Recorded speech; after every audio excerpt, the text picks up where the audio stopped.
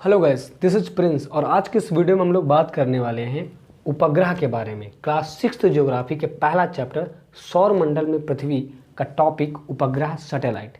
Guys, हमने पिछली video में बात किया था ग्रहों के बारे में, प्लैनेट्स के बारे में कि प्लैनेट्स क्या होते हैं और उससे रिलेटेड और भी बहुत सारी जानकारी हमने उस वीडियो में हासिल किया था। आज की इस वीडियो में हम बात करेंगे उपग्रह के बारे में, उपग्रह क्या होता है। ठीक है, देखिए हमने इस टॉपिक को अच्छे से समझने के लिए इसे कई टुकड़ों में बांट दिया है, जैसे कि जैसे उपग्रह क्या होता है, उसके प्रकार, सौर मंडल में कौन कौन से उपग्रह हैं, क्या हैं, कितने हैं कि नहीं है, ठीक है, और फैक्ट। तो चलिए स्टार्ट करते हैं। गाइस, सबसे पहले जानते हैं कि उपग्रह होता क्या है, सैटेलाइट होता क्या है। ठीक है, अब क्या होता है, मैंने पिछली वीडियो में आपको बताया था कि खगोलीय पिंड क्या होता है। तो इस वीडियो में वैसे मैं आपको एक ओवरव्यू दे दूं। खगोलीय पिंड का मतलब है कि ब्रह्मांड में जो भी चट्टान पाई जाती हैं, जो भी वस्तुएं पाई जाती हैं, वो उन्हें हम सभी को जो हम क्या कहते हैं, उन सभी को हम कहते हैं खगोलीय पिंड। तो जानते हैं उपग्रह क्या है। उपग्रह ऐसे खगोलीय पिंड जो ग्रहों के चारों ओर चक्कर लगाते हैं, ठीक वैसे जैसे कोई ग्रह सूर्य के या किसी एक तारे के चारों ओर चक्कर लगाता है। जैसे कि चंद्रमा क्या है, चंद्रमा एक उपग्रह है, ये पृथ्वी का एकमात्र उपग्रह है। जैसा कि आप अभी जो है साइड पे वीडियो देख रहे होंगे, उसमें आपको क्या दिख रहा है, उसमें आपको दिख रहा होगा कि पृथ्वी सूर्य के चारों ओर चक्कर लगा रहा है।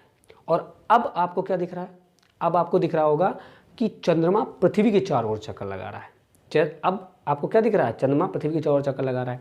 तो अब क्या हुआ कि पृथ्वी एक ग्रह हुआ जो कि सूर्य के चारों ओर चक्कर लगा रहा है, और चंद्रमा क्या हुआ, चंद्रमा एक उपग्रह होगा जो कि पृथ्वी के चारों ओर, एक ग्रह है ना पृथ्वी, तो पृथ्वी के चारों ओर चक्कर लगा रहा है।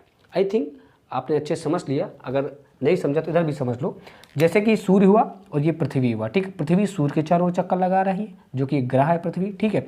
अब ये हुआ चंद्रमा, ये क्या हुआ, चंद्रमा जो कि पृथ्वी के चारों ओर चक्कर लगा रही है, ठीक है। तो हम क्या कहते हैं, ऐसे खगोलीय पिंड जो किसी ग्रहों के चारों ओर चक्कर लगाते हैं, ठीक वैसे जैसे कोई ग्रह सूर्य के चारों ओर चक्कर लगाता है, उसे हम क्या कहते हैं, उपग्रह कहते हैं।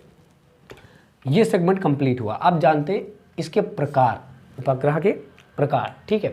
तो देखिए उपग्रह को दो भागों में हम बांट कर समझ सकते हैं, जैसा कि बुक में भी बताया गया है। भौतिक उपग्रह, मानव निर्मित उपग्रह, यानी कि physical satellite and human made satellite या आर्टिफिशियल सैटेलाइट, ठीक है।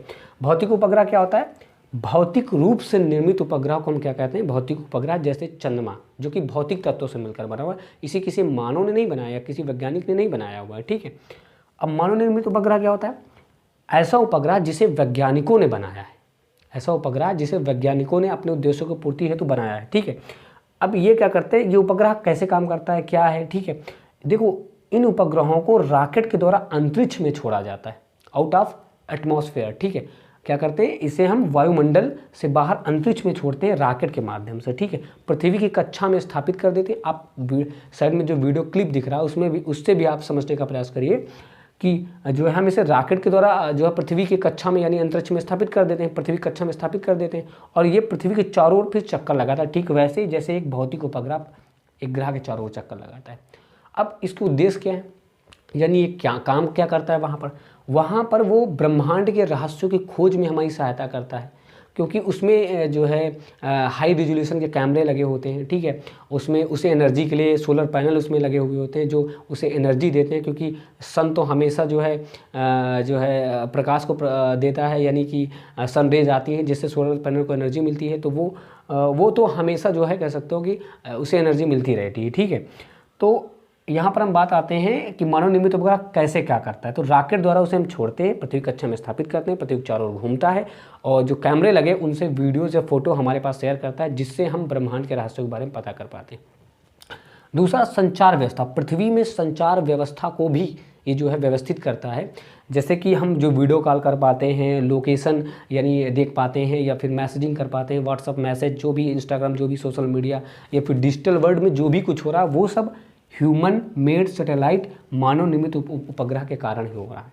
प्रैक्टिकली हम लोग जो है वर्चुअल आपसे जिस माध्यम से जुड़े हुए हैं, जिस माध्यम से हम आपको पढ़ा रहे हैं, आपसे जुड़े हुए हैं, वो भी मानव निर्मित उपग्रह के कारण ही संभव हो पाया है, क्योंकि हम भी इंटरनेट के माध्यम से जुड़े हुए हैं, ठीक है। अब कुछ भारतीय उपग्रहों के नाम बता दें। वैसे बता दूं कि हर देश का अपना एक उपग्रह होता है, हर देश का एक उपग्रह होता है जो वहाँ पर संचार व्यवस्था को व्यवस्थित करता है, ठीक है। जैसे कि कुछ भारतीय उपग्रह जैसे इनसैट, IRS, एंड्रूसैट, ठीक है, और भी बहुत सारे उपग्रह हैं।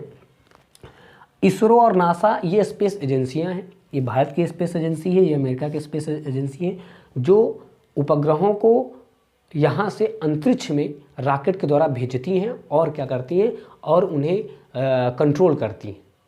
उन्हें क्या करती हैं, उन्हें रिमोट सेंसिंग कंट्रोल करती हैं। ठीक है, अब जानते हैं सौर मंडल में उपग्रह। देखिए सौर मंडल में बहुत सारे उपग्रह हैं, क्योंकि 8 ग्रह हैं, तो अपने किसी के पास उपग्रह हैं, किसी के पास नहीं है, किसी के पास बहुत ज़्यादा, किसी के पास बहुत कम है, तो हैं तो बहुत सारे। अब जैसे बुध और शुक्र, जो कि सूर्य से पहला और दूसरा सबसे नज़दीक ग्रह है, इनके पास बिल्कुल भी उपग्रह नहीं। ठीक, एक भी उपग्रह नहीं। पृथ्वी के पास एक है जिसका नाम चंद्रमा, मैंने आपको बता ही दिया। मंगल के पास 2 है जिसका नाम है फेबोस एंड डेमोन्स। ओके, शनि के पास सबसे ज़्यादा उपग्रह हैं और पृथ्वी के पास सबसे कम उपग्रह है, क्योंकि पृथ्वी के पास 1 है, शनि के पास 30+ है। ठीक है, और शनि के बाद बृहस्पति के पास सबसे ज़्यादा उपग्रह है, सैटेलाइट। ठीक, अब बात आते हैं फैक्ट पर। फैक्ट है चंद्रमा में काला धब्बा, यानी कि गाइज आपने अगर कभी पूर्णिमा को, फुल मून को, जब चंद्रमा पूरा दिखाई दे रहा हो, उस समय जब आपने देखा होगा तो आपको चंद्रमा, जब आपने ध्यान से देखा होगा तो आपको क्या दिख रहा था, क्या दिख रहा होगा कि कुछ बीच में काला धब्बा दिखाई दे रहा है। वो जानते हो क्या है, वो क्या होता है? वो कोई काला धब्बा नहीं होता, वो चंद्रमा पर जो पर्वत हैं, मैदान हैं, जो गड्ढे हैं, उनकी छाया दिखाई दे रही होती है हमें, जिसे हम काला धब्बे के रूप में मान सकते हैं। या ध्यान से देखो तो एक अलग तरह की आकृति प्रतीत होती है, सबको अपनी विशिष्ट आकृति प्रतीत होती है। तो वो क्या होता है, वो चंद्रमा में जो काले धब्बे होते हैं वो मैदान, पर्वतों और गड्ढों की छाया होती। ठीक है, तो आई होप हमने इस उपग्रह वाला टॉपिक पूरी तरह समझ लिया है, लेकिन फिर भी अगर आपको कुछ कन्फ्यूज़न है, कुछ क्वेरीज हैं, तो आप कमेंट कर सकते हैं, हम रिप्लाई देने का प्रयास करेंगे। तो चलिए गाइस, मिलते हैं नेक्स्ट वीडियो में नेक्स्ट टॉपिक के साथ, तब तक के लिए बाय बाय।